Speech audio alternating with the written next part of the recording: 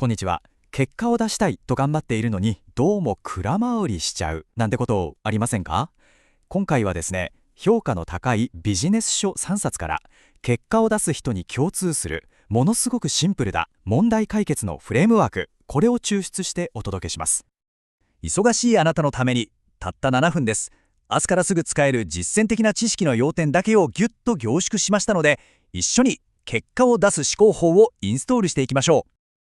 結果を出すためのフレームワークって実は驚くほどシンプルなんですよね。ズバリこの3つだけです。問題を正しく見抜く。そして計画を素早く立てる。最後に人を動かして実行する。本当にたったこれだけなんです。じゃあ早速一つずつ詳しく見ていきましょう。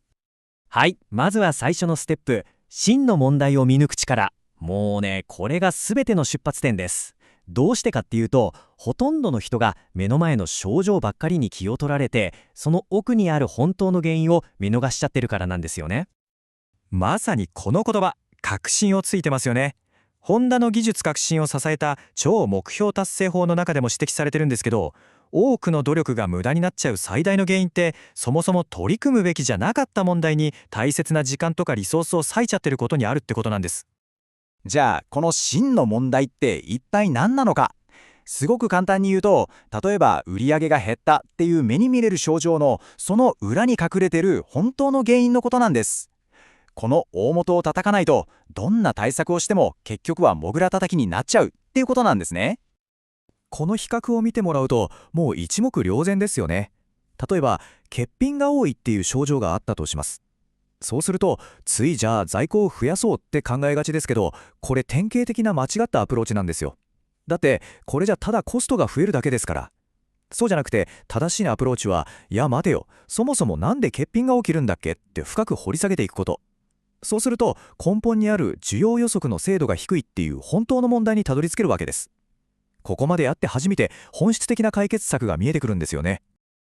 じゃあどうやったらこの真の問題にたどり着けるのか。そのためのすごく有効な3ステップがあります。まず関係ありそうな問題をとにかく全部書き出す。次に有名なトヨタのなぜなぜ分析みたいになぜなぜって問いを繰り返して本質までぐーっと掘り下げる。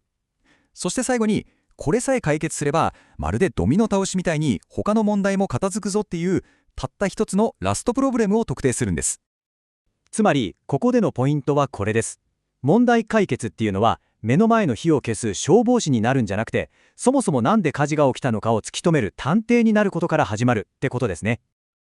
さて、マシンの問題が見えてきました。じゃあ次のステップは計画です。ただここで大事なのが、完璧な計画を立てようとして時間をかけすぎないこと。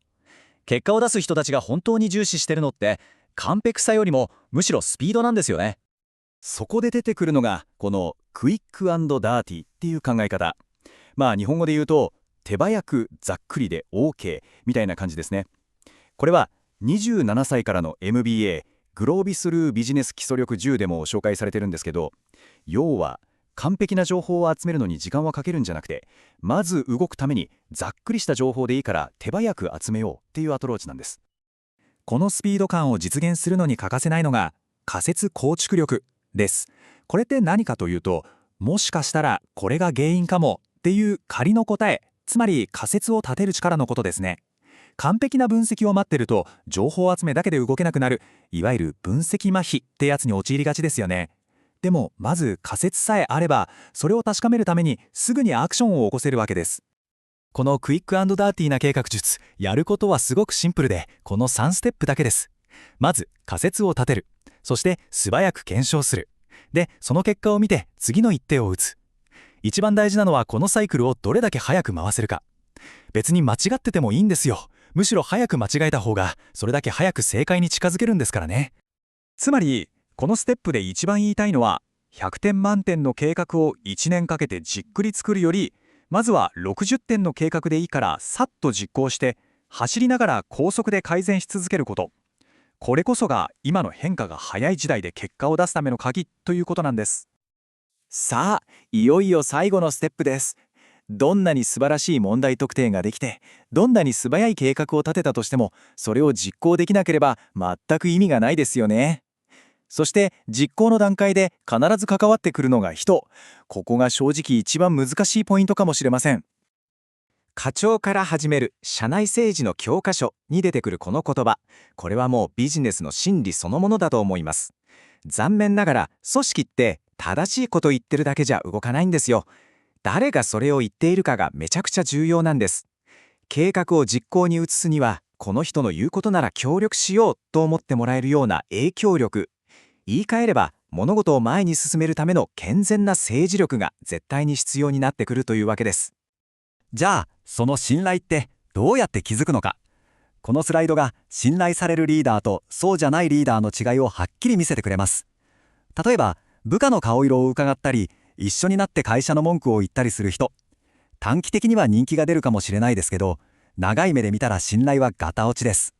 一方で、どんな時でも結果を出すことにこだわり、常に会社全体の視点でものを考えて、むしろ悪いニュースほど早く報告するリーダー。こういう人には、この人についていけば大丈夫だっていう安心感が生まれて、自然と人が集まってくるんですよね。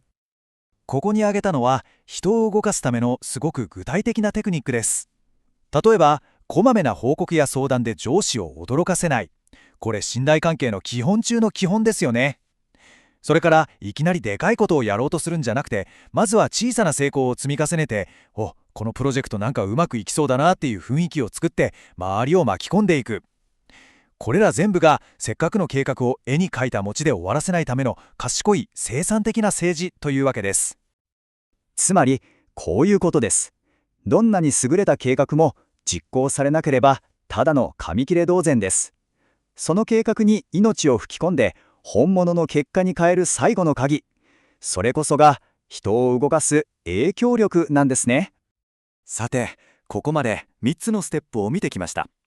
最後に今日お話ししたことのすべてのエッセンスが詰まった明日からすぐにできるたった一つのアクションを提案させてください。それはこれです。